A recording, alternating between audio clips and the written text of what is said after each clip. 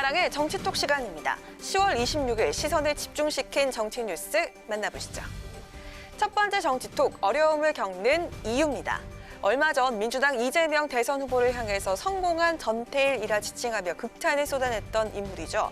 최민희 전 더불어민주당 의원이 이번엔 이 후보가 그동안 당 안팎의 공격에 시달리며 정치적 어려움을 겪고 있는 이유가 무엇인지 언급해서 눈길을 끌었는데요. 직접 들어보시죠.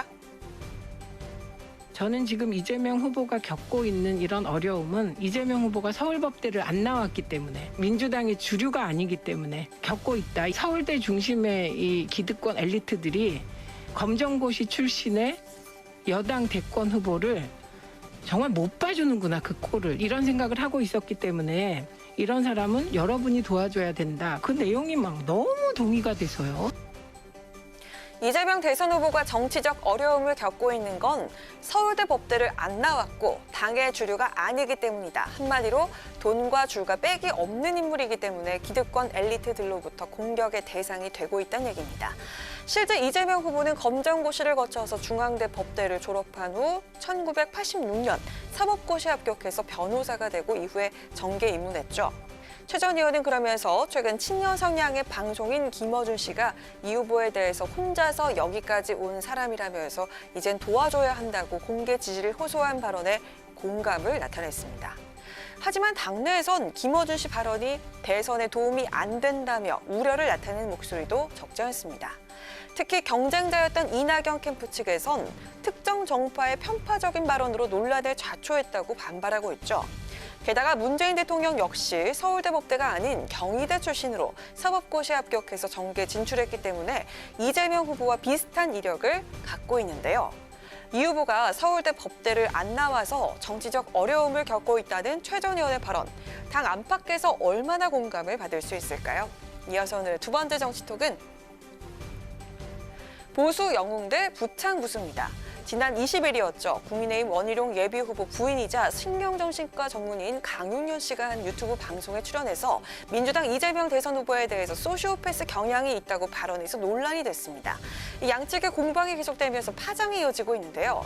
원희룡 후보는 오늘도 대통령 후보의 정신건강의 문제는 국민의 안전에 관한 문제라면서 사과할 일이 전혀 아니다라고 강조를 했습니다. 또 강 여사가 이번 발언으로 신경정신의학회로부터 구두 경고를 받았다는 일각의 보도에 대해서도 전혀 사실이 아니다, 가짜뉴스라고 밝혔는데요. 국민의힘 당내에선 원 후보가 이번 사안으로 보수층에서 많은 점수를 얻었다는 분석입니다. 원희룡 후보 본인도 굉장히 강한 전투사의 모습을 최근에 보이고 있고 사모님도 전투사의 모습을 이게 보이고 있어서 정권 교체를 강렬하게 원하는 계층에서는 상당히 히어로로 영웅으로 등장할 수도 있다. 원희룡 후보 부부 공이 지금 등장하고 있는 상황이어서 어쨌든 내부 경선 전략으로서는 상당히 나쁘지 않은 전략입니다. 이재명 후보에 대한 강한 전투사적인 모습에 소시오패스 발언까지 더해서 원희룡 후보 부부가 나란히 보수 진영의 영웅으로 떠올랐다. 당내에서 함께 경쟁 중인 윤석열 후보 캠프의 김경진 대외협력 특보는 최근 당 안팎의 분위기를 이렇게 전했습니다. 반면에 민주당 측 반발과 공세도 강경한데요. 의사 출신인 민주당 신현영 원내대변인은 원 후보 부부를 향해서 그 남편의 그 아내 보기 흉한 부창부수라면서 비판했습니다. 원 전 지사의 부인은 의사로서의 윤리조차 망각한 발언으로 물의를 빚었습니다. 이에 대한 책임을 져도 부족한 상황에 원희룡 전 지사는 부인을 감싸고 돌기 바쁜 모양새입니다.